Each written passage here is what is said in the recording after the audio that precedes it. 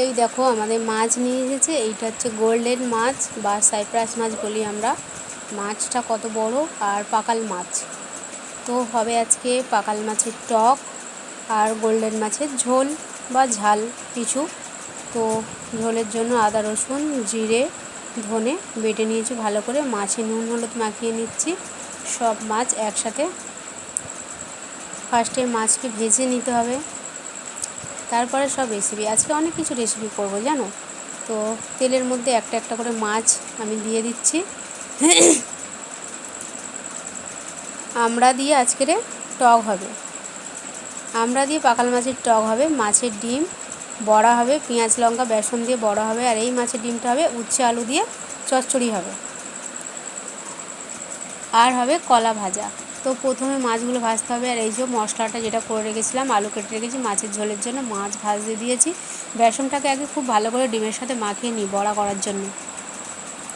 সব কিছু আর কি রেডি করে রেখে দিই।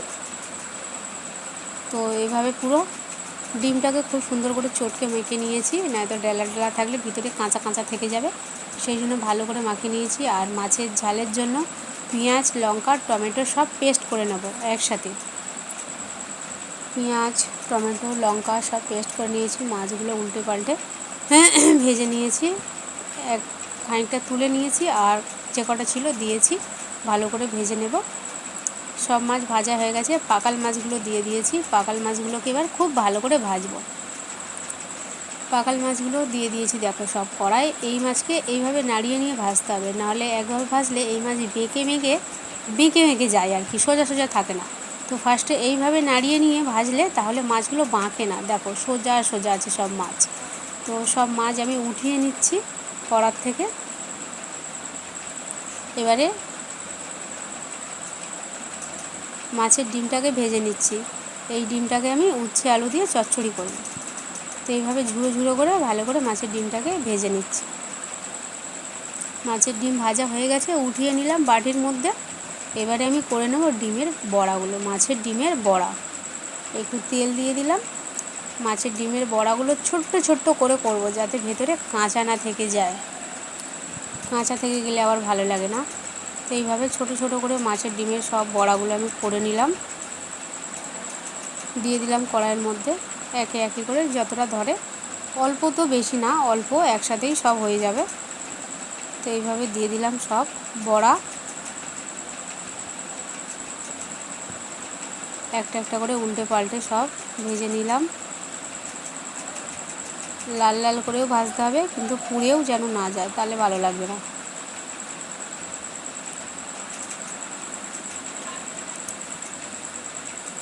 এই যে একটা একটা করে সব উল্টে দিয়ে দিলাম। আর তোমরা ভিডিও দেখছো না, কেউ কমেন্টও করছো না, ভালোই লাগে না। 2-3 দিন পর পর আমি ভিডিও দিই, তাও তোমরা দেখছো না। ভালো লাগে বলো রান্না করতে, কত কষ্ট করে রান্না করতে হয়। সব বড়াগুলোকে উঠিয়ে নিলাম, সব বড়া হয়ে গেছে ভাজা।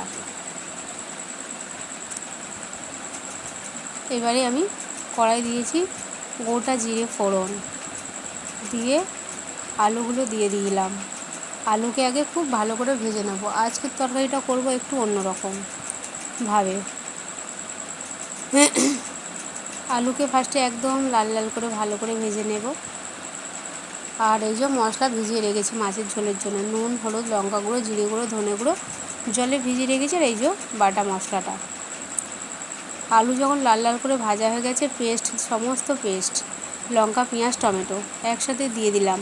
যেহেতু টমেটো পেঁয়াজ থেকে জল বেরোয়, তাই আলুর সাথে এটাকে আগে খুব ভালো করে কষে নেব।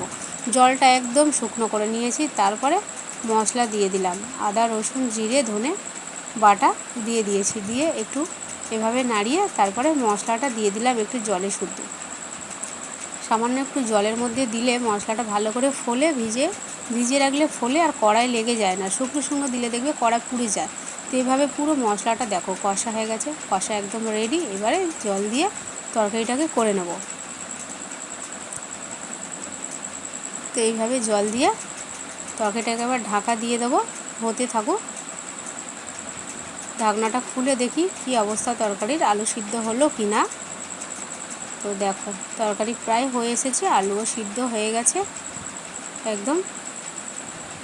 এবারে আর একটু ঢাকা দিয়ে এবার মাছগুলো একে একে ওপর থেকে সব মাছ সাজিয়ে দিয়ে দেবো।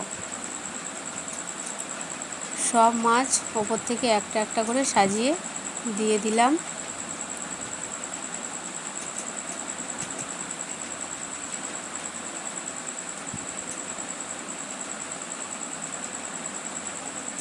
একটু নাড়িয়ে চাড়িয়ে গরম মশলাও দিয়ে তরকারিটা নামিয়ে নেবো। কী হয়েছে জানো, কড়াটা এত ভারী, সাঁড়াশি দিয়ে নামাতে গিয়ে সব ঝোল পড়ে গেছে। এই দেখো সব ঝোল পড়ে গেছে, ভাগ্যিস আমার পায়ে পড়েনি, তাহলে পাটা যেত আমার থেঁতে হয়ে। মাছের ঝোলটা নামিয়ে রেখে কলাগুলো এভাবে ভেজে নেবো মাছের মতো। এইভাবে কলা ভাজা না দারুণ লাগে, ভাত দিয়ে খেতে না ব্যাপক লাগে। মাছ ভাজা কলা ভাজা উঠিয়ে রেখেছি, এবারে দিয়ে দিলাম গোটা জিরে আর লঙ্কা আর পেঁয়াজ। একটু ভালো করে ভেজে নেব। ভেজে নিয়ে এটা উচ্ছে পোড়ো মাছের ডিম দিয়ে, এবারে উচ্ছে আর আলু দিয়ে দিলাম কড়াইয়ের মধ্যে। উচ্ছে আলুটাকে তো ভাজতেই হবে, উচ্ছে যেহেতু না তত তিতো লাগবে। ওপর থেকে নুন হলুদ আর একটু জিরে গুঁড়ো সামান্য দিয়ে দেবো। আর বাটা মশলা একটু রেখেছি আদা রসুনের, সেটা দিয়ে দেব। যেহেতু মাছের ডিম আছে ভালো লাগবে দিলে, তাই দিয়ে নাড়িয়ে চাড়িয়ে ডিমটাকে আবার দিয়ে দিয়েছি। দিয়ে উচ্ছের সাথে আবারও ডিমটাকে খুব ভালো করে ভাজবো।